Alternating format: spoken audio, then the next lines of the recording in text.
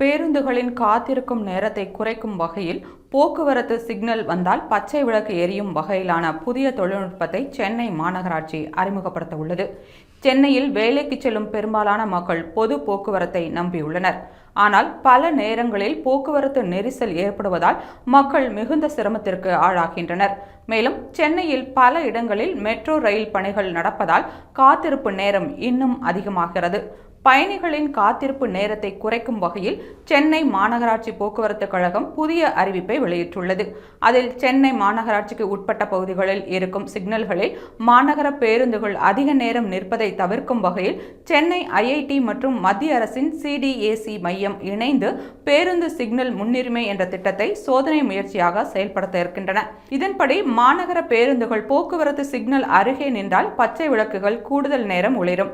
மேலும் சிவப்பு விளக்கு எரியும் போது சிக்னல் அருகே மாநகர பேருந்து சென்றால் தானாகவே பச்சை விளக்குக்கு மாறிவிடும். இதன் மூலம் போக்குவரத்து நெரிசலில் பேருந்துகள் அதிக நேரம் காத்திருக்கும் நிலை குறையும். மேலும் எரிபொருள் செலவு குறைக்கப்படும். இதன் மூலம் பேருந்துகள் நீண்ட நேரம் காத்திருக்க வேண்டிய தேவை இருக்காது. ஜனவரி முதல் இந்த திட்டம் ஜிஎஸ்டி சாலையில் ஆலந்தூர் சென்னை விமான நிலையம் வரையிலான வழித்தடத்தில் கொண்டு வரப்படுகிறது. இதை கண்காணிக்க மாநகர போக்குவரத்து கழகம் மற்றும் போக்குவரத்து காவல்துறை சார்பில் ஆய்வுக்குழு அமைக்கப்பட்டுள்ளது.